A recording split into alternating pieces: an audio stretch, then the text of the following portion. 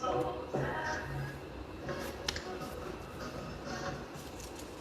de volta com o programa Fábio Souza com você, ao vivo para todo o estado de Goiás e para o Distrito Federal também, TV aberta parabólica para o Brasil inteiro, internet da mesma forma e pelas ondas da Rádio FM Online.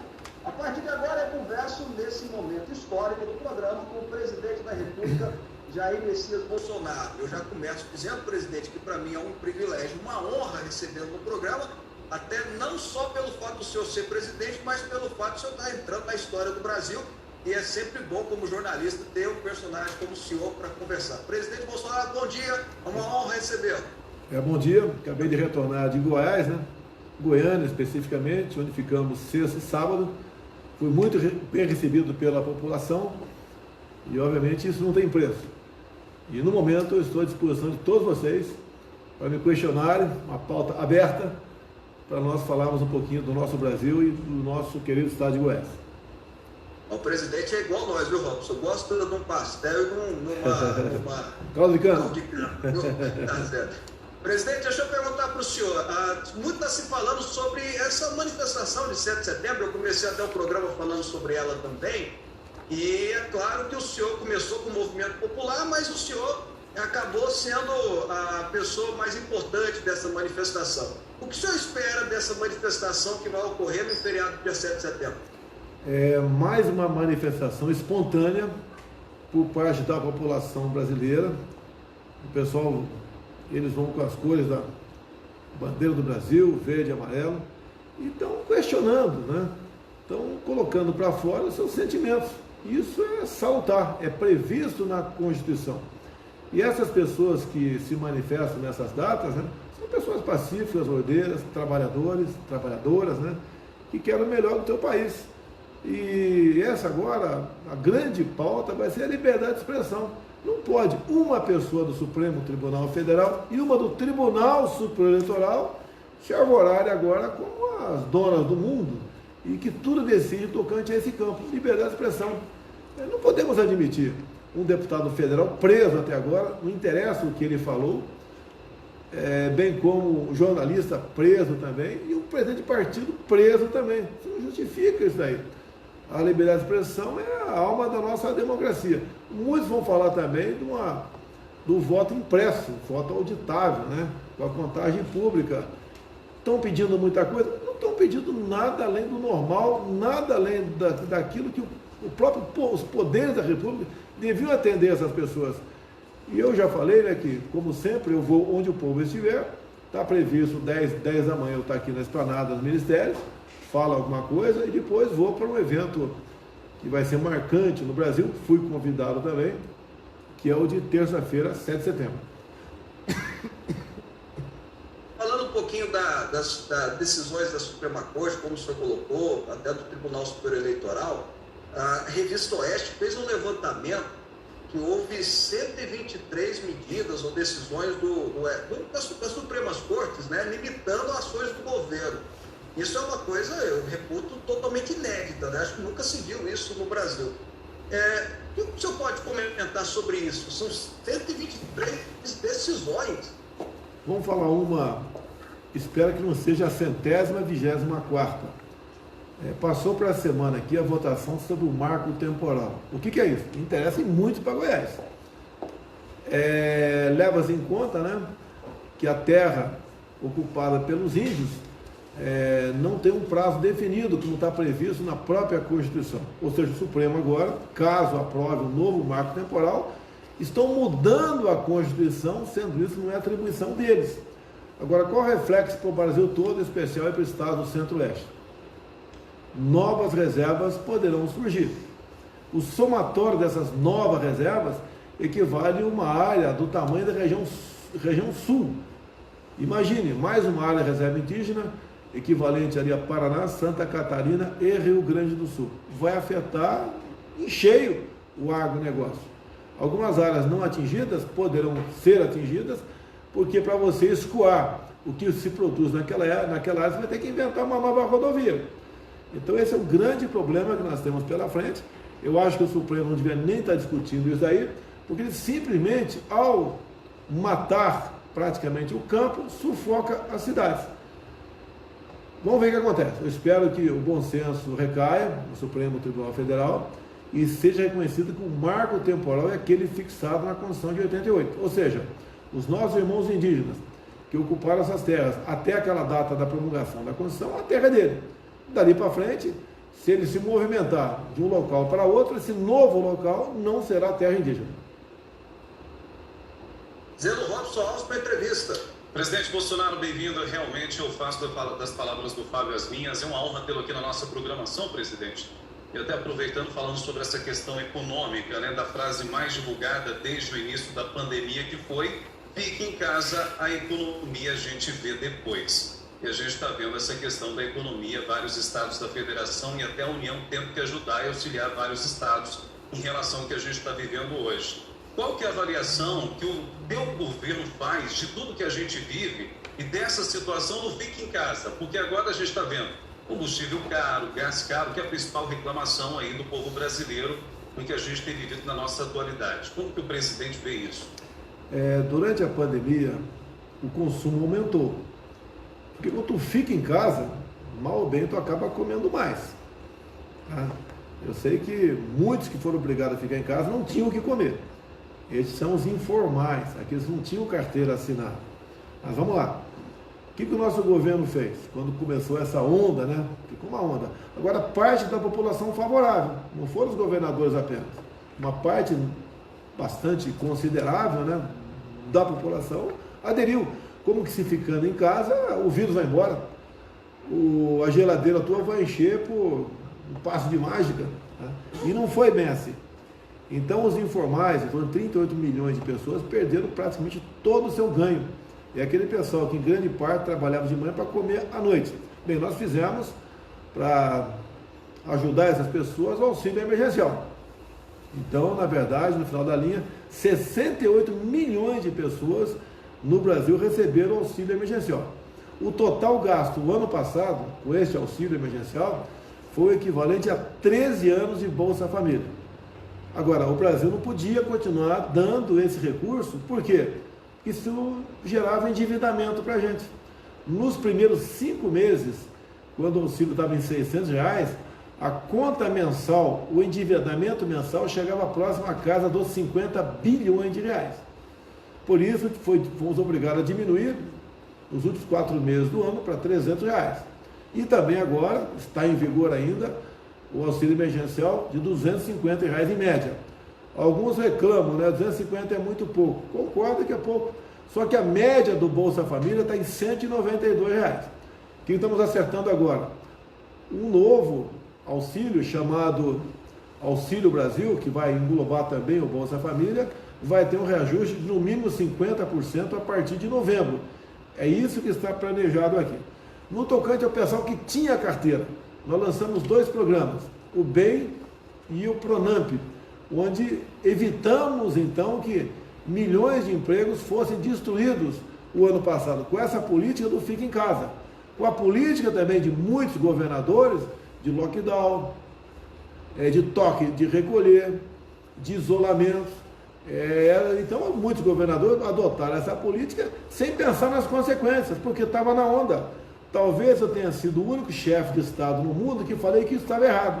Deveríamos tratar a questão do vírus de forma simultânea e com a mesma responsabilidade, levando-se em conta a questão do desemprego. Bem, dessa forma toda, vem a inflação, em especial nos alimentos.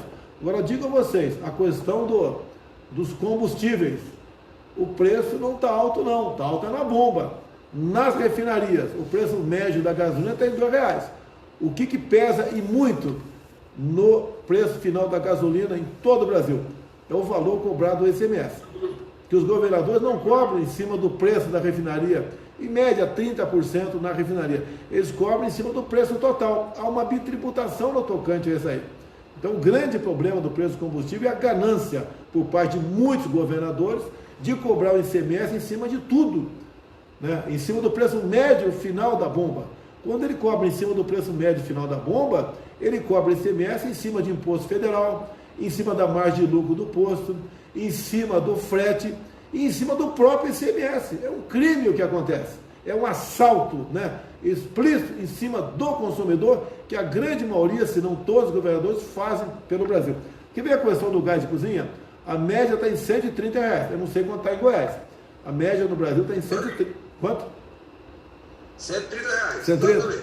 Está alto ou está baixo? Está alto, mas você sabe quanto custa o bojão de gás lá onde ele é engarrafado, na Petrobras? Custa R$50.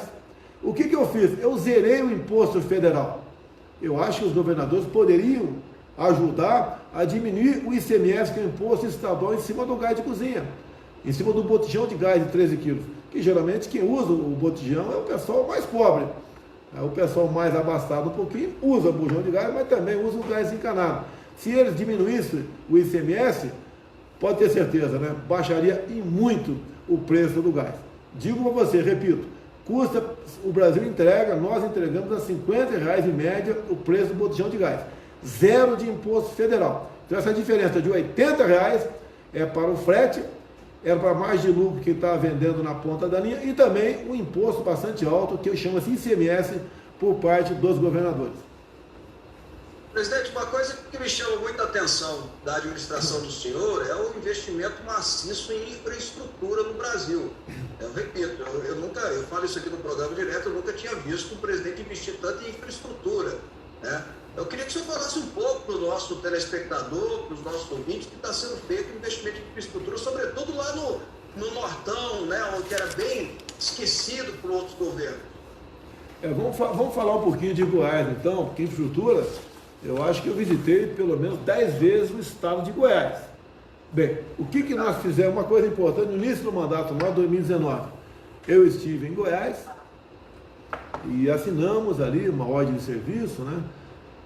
Onde uma empresa particular, a Rumo, se comprometeu em completar a ferrovia Norte-Sul. É aquela que vem lá do Porto de Itaqui, no Maranhão, passa por Tocantins, Goiás, até o Porto de Santos, no Rio de Janeiro. É uma ferrovia de 4.100 quilômetros. Faltava construir 1.500 quilômetros. E essa rodovia, então, desde 2019, começou a voltar a ser investido nela. A gente espera ainda, com toda a certeza, no corrente ano, será concluída a ferrovia Norte-Sul, que obviamente, né, eu chamo de uma coluna vertebral do Brasil, passa por Goiás e vai ajudar em muito para que o que se produz em Goiás seja escoado de forma mais rápida e mais barata. Isso é um grande investimento no Brasil. Aí o Tarcísio, que é o nosso ministro da Infraestrutura, que trata desses assuntos, ele também tem a questão da FICO, a Ferrovia de Integração, né, Centro-Oeste.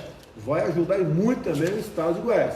E temos também, poderia ler aqui, uma série de obras concluídas em Goiás, como por exemplo a BR-080, 45 quilômetros de adequação, a BR-050, duplicadas de 70 quilômetros, a BR-153 e a 060 também, 17 quilômetros de restauração, entre tantas outras aí em Goiás. Então o governo federal, apesar de ter um recurso pequeno, que temos, o deputado sabe muito bem disso aí, o nosso prezado Fábio Souza, né, que nós temos um teto constitucional, não pode gastar mais do que aquilo, mesmo você arrecadando mais, não pode gastar, porque esse excedente vai para pagar juros da dívida ou para amortizar a dívida. Nós temos feito muita coisa. E por que tem feito muita coisa? Primeiro, pela competência do ministro Tarcísio. É um ministro que tem uma excelente formação, o currículo dele é excepcional e ele está realmente interessado em ajudar o Brasil, mesmo com um orçamento bastante pequeno, abaixo de 10 bilhões de reais que ele tem para investir em todo o Brasil durante o ano. Mas é um governo que se preocupou desde o primeiro momento em combater a corrupção. Tanto é que até o momento não temos denúncia de corrupção no meu governo. E se acontecer, Fábio, nós vamos ser o primeiro a ajudar a investigar esse possível desvio de recursos públicos. Então passa por aí realmente o sucesso do Tarcísio na infraestrutura do Brasil. Presidente, ainda falando um pouquinho sobre política, né? Aqui nós sabemos e acompanhamos até a CPI da Covid, aqui a gente brinca muito, a gente conversa que é o circo político de inquérito, né? Todo mundo já sabe o resultado do relatório dessa CPI que está por finalizar. Como é que o senhor vê essa CPI, presidente? Ela foi feita para desgastar o governo. Começou com apurando, né, a vacina chamada Covaxin. Só que nós não compramos uma dose sequer, não gastamos um centavo com ela. E assim mesmo, somos acusados de corrupção. Agora, o que pega nessa questão aí? Você pode ver, nós frustramos um plano do senhor Omar Aziz, que é o presidente, né, do Renan Calheiros e do próprio Randolfo Rodrigues. Tem emenda deles, né? Um deles é relator, mas emenda do Omar Aziz, do irmão do Renan Calheiros, o Renildo Calheiros, que eles queriam que os estados e municípios pudessem comprar vacinas com dinheiro federal, sem a certificação da Anvisa e sem licitação. Nós frustramos esse plano deles. Então eles foram com tudo para cima da gente. Não acharam absolutamente nada. Daí foram em cima da questão da hidroxicloroquina, que deu certo comigo e deu certo com muita gente no Brasil, com milhões de pessoas no Brasil. E foram para o lado que eu sou curandeiro, né? Que eu sou uma pessoa aí que sou um falso médico, sou um charlatão. Foram também a história de um gabinete paralelo. Que gabinete paralelo? Eu converso com muita gente, não é apenas com pessoas do governo. Então tentaram de toda maneira achar indício de corrupção. Não acharam. Fica apenas o desgaste. E daí falam também que devíamos ter comprado vacina o ano passado. Por que não compramos o ano passado? Porque não tinha para vender. Qual país do mundo vacinou ano passado? Começou em dezembro. A primeira vacina foi em dezembro no Reino Unido. E assim mesmo eram vacinas experimentais. Como a Coronavac foi experimental e continua sendo experimental ainda. Então, acusaram de uma coisa que era impossível a gente ter feito. E eu fui bem claro, só vou comprar vacina depois que passar pela Anvisa e depois que que chegar no Brasil, daí eu pago. Isso não foi feito. Frustramos os planos deles. Então continua o tempo todo batendo na gente. Você pode ver, a própria Pfizer queria que a gente assinasse o contrato ano passado. Mas uma das cláusulas do contrato da Pfizer era bem clara, dizia o seguinte: não nos responsabilizamos por qualquer efeito colateral. Eu não podia comprar uma vacina dessa forma, né? Sem ter um responsável por possível efeito colateral. Eu até fiz uma brincadeira na época, né? O cara pode virar jacaré. Chama-se hipérbole, figura de linguagem. Bater em mim, porque como se fosse virar jacaré de verdade, tá? Então, tentaram de toda maneira destabilizar o governo, não conseguiram, uma CPI completamente desacreditada, e eu espero que ela venha a se acabar nos próximos dias. Bom, presidente, o senhor aqui em Goiânia, no evento na Igreja Assembleia de Deus, o senhor usou uma expressão que há 3 opções para o senhor no futuro, né? Preso, morto ou a vitória. Preso, o senhor não será. Fecho aspas. O senhor quis dizer com isso, presidente? Eu quis dizer que está uma pressão muito grande. Você pode ver, quando a gente fala em voto eletrônico, voto impresso, passou a ser crime. Quando você fala em tratamento precoce, passou a ser crime. E o ministro Alexandre de Moraes me botou no inquérito de fake news, o inquérito do fim do mundo. O inquérito sem participação do Ministério Público. O que eles querem com isso aí? Aguardar um momento para me aplicar uma sanção restritiva, quem sabe quando deixar o governo lá na frente. Isso não é um trabalho que se faça. Você não pode ficar ameaçando os outros. Não pode um ministro apenas ele ser o dono do inquérito. Ele investiga, ele julga e ele condena. Isso não pode acontecer. Se quer fazer isso comigo, imagina que estão fazendo com outras pessoas. O que eu quero para o Brasil é a liberdade de expressão. Qualquer um de vocês está nos ouvindo aqui, no meu entender, pode, no meu entender, e de acordo com a interpretação da nossa Constituição, pode questionar qualquer coisa. Pode falar que a hidroxicloroquina dá certo, não dá certo.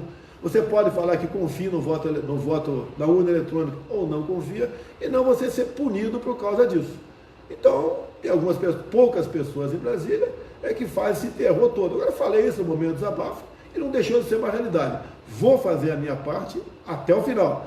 Para mim, né, tem que valer todos os artigos da nossa Constituição, em especial aquilo que está no artigo 5º da mesma. São vários incisos, onde ele fala em liberdade de religião, em liberdade de ir e vir, em direito ao trabalho, entre tantas e tantas outras coisas.